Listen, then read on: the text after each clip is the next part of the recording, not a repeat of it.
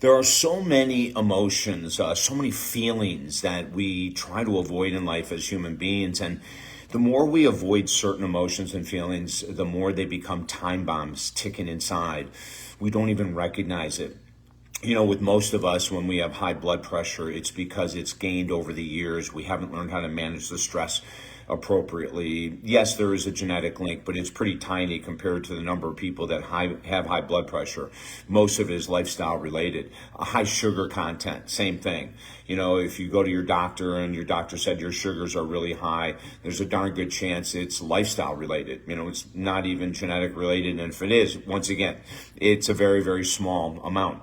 But what creates high counts of sugar in your blood? Well, it's usually emotional eating of junk food or foods like not just sugar, but simple carbohydrates, snacks, crackers, convenience food, those kind of things can easily jump up your blood sugar levels, as well as eating too much sugar, of course.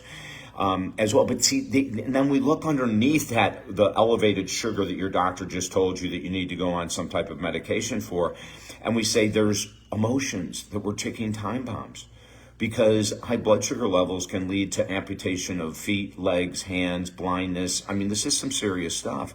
High cholesterol, people want to blame it on genetics. Well, the main reason it might be in the family is because of the fact that everyone has eaten the same over the generations. And so high cholesterol comes with a high cholesterol diet for many people, plus some other factors. As a matter of fact, one of the greatest books ever written on cholesterol is The Great Cholesterol Myth, and you may want to grab that. But underneath the cholesterol, we have to ask the question is, what emotions are there? Why aren't we using logic? Why are we sabotaging our health? What is it about us not wanting to eat healthy and have a healthy temple, a healthy body, that we're sabotaging? What emotions are getting away? And the same thing with anger. I mean, we know that one of the number one causes of depression in men and women is anger that is not dealt with. And what happens to that anger? It gets stuck in our cells, and then it starts to deplete serotonin, dopamine, and here we go with depression, right? Another a topic that people don't want to really talk about that's a ticking time bomb is anxiety.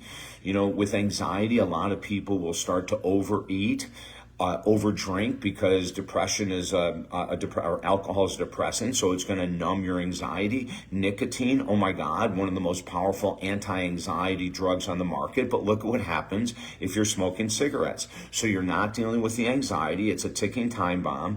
We're smoking cigarettes, and we know the lung cancer rate is huge with that. Or we're being addicted to nicotine vapes, or we're addicted to pot or something like that, instead of looking at what's going on underneath that's creating these addictions to these drugs. See, these underlying emotions are ticking time bombs, and a lot of us don't want to talk about it. What about PTSD? Oh my God, we work with veterans all the time, and it takes them a while before they admit that they're struggling with PTSD.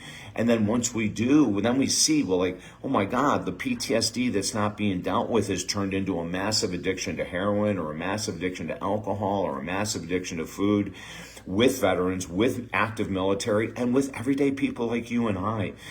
Resentments against lovers, resentments against family members can totally mess with your peace of mind, your equanimity, your ability to go through life in a more balanced way. So we have to be super careful about what we're not paying attention to. What about procrastination?